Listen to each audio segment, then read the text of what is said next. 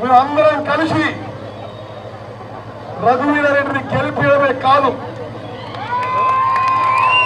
ఆయన ఎంపీగా, నేను వెంకటరెడ్డి మంత్రులుగా, జానారెడ్డి గారి గైడెన్స్ లో ఎమ్మెల్యేలందరం కూడా నల్గొండ పార్లమెంట్ నియోజకవర్గాన్ని భారతదేశంలోనే ఆదర్శ నియోజకవర్గంగా తీర్చిదిద్దబోతున్నాము.